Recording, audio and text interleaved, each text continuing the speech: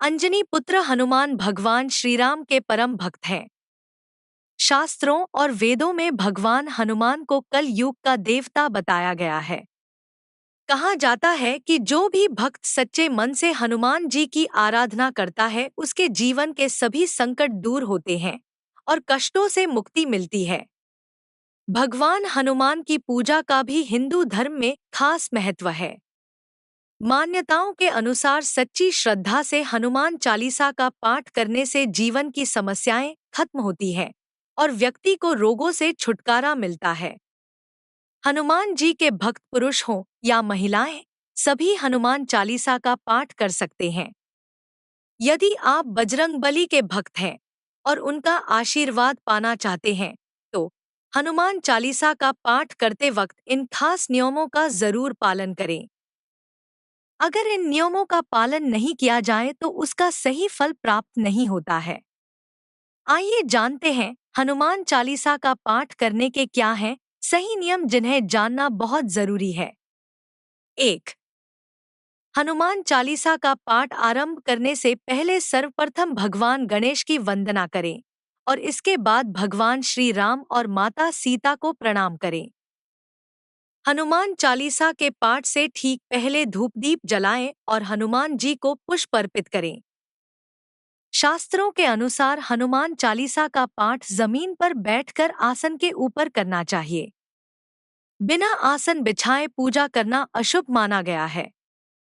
साथ ही पाठ के दौरान इस बात विशेष ध्यान रखें कि मन में किसी भी प्रकार की चिंता या किसी के प्रति द्वेष न उत्पन्न हो।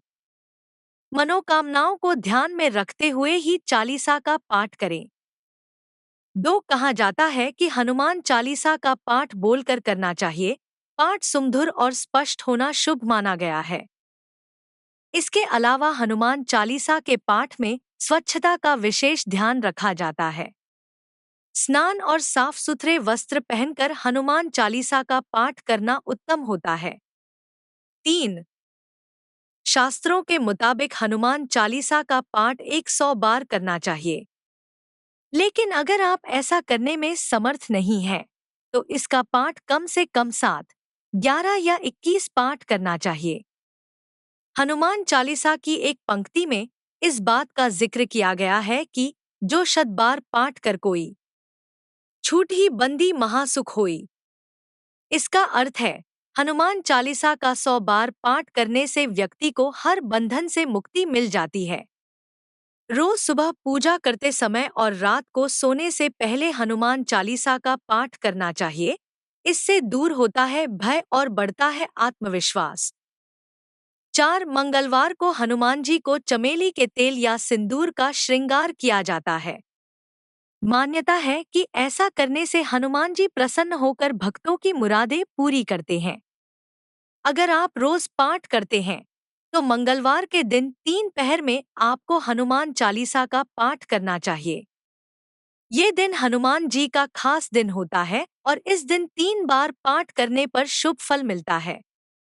कहा जाता है कि इस दिन हनुमान जी की पूजा से संकटों से मुक्ति मिलती है, इसलिए हनुमान जी को संकट मोचक कहा जाता है।